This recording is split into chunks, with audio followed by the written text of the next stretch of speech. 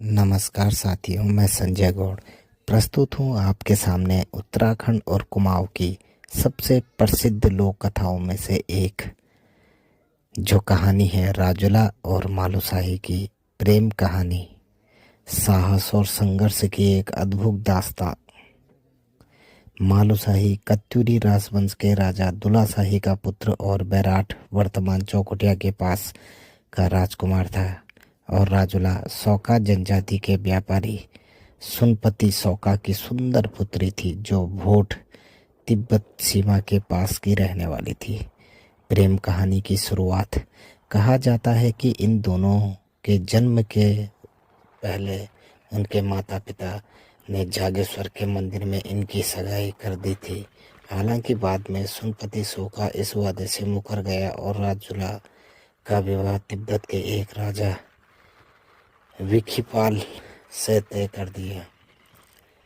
राजुला और मालूशाही एक दूसरे के सपनों में आते थे, और इसी अलौकिक खिंचाव के कारण राजुला ने मालूशाही को खोजने का निर्णय लिया। राजुला का साहस। राजुला अपने घर से भागकर घने जंगलों, नदियों और पहाड़ों को पार करते हुए बैराठ पहुंची। जब वह मालूशाही से मिली तो दोनों का प्रेम परवान चढ़ा, लेकिन राजुला को वापस लौटना पड़ा क्योंकि उसके पिता उसे जबरन ले गए और तिब्बत के राजा से उसकी शादी कराने की तैयारी करने लगे। मालूशाही का तप और संघर्ष। राजुला के वियोग में मालूशाही ने राजपाट छोड़ दिया।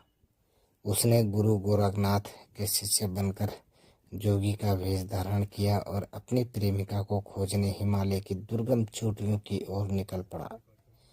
रास्ते में उसे कई बाधाओं और जादू टोनों का सामना करना पड़ा।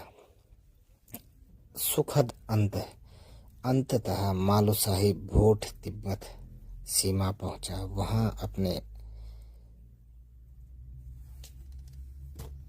वहां उसने अपनी शक्तियों और साहस से विरोधियों को परास्त किया और राजुला